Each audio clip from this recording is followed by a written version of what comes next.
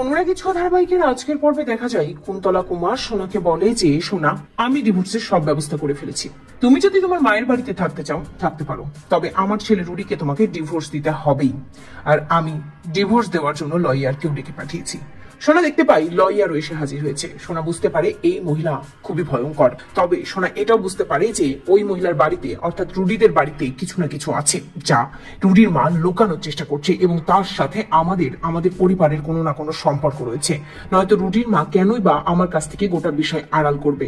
সোনা বুঝতে পারে এই ক্ষেত্রে তার মা আছে যে কিনা পারে এই রহস্যের উদ্ঘাটন করতে এবং তাকে সাহায্য করতে। তবে সোনা নাটক করে। সোনা রুডির মাকে বলে, আমি আপনার সাথেই যেতে চাই, আমি আমার শ্বশুর বাড়িতেই থাকতে চাই। সোনার কথায় চমকে যায় দীপা। সোনার কথায় দীপা অবাক হয়ে বলে, সোনা মা, তুই যাস না ও বাড়িতে, আমার মনে হচ্ছে তুই ও বাড়িতে ভালো নেই। কিন্তু সোনা তার মায়ের কাছে এগিয়ে আসে এবং মাকে বলে, মা, তোমার মনে হচ্ছে যেটা সেটা ভুল, আমি ভালো আছি। এই বলে সোনা তার মায়ের হাতটা ধরে এবং লুকিয়ে মায়ের হাতের মধ্যে একটা কাগজের টুকরো দিয়ে যায়, যেটা দীপা বুঝতে পারে। ভাবতে থাকে, সোনা আমার হাতে এটা কি দিল। দীপা আর কোনো কথা বলে না। সোনা নাটক করে কুন্তলা কুমারের সাথে বাড়ি থেকে বেরিয়ে যায়। অপরদিকে সোনা চলে যাওয়ার পর দীপা ওই চিঠিটা বের করে এবং দীপা সবার আড়ালে ওই চিঠিটা পড়ে।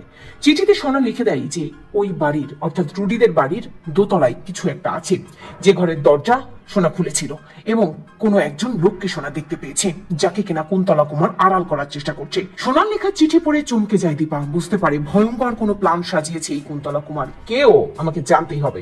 রহস্যের উদ্ঘাটন করার জন্য রুদ্রমূর্তিতে বেরিয়ে পড়ে দীপা।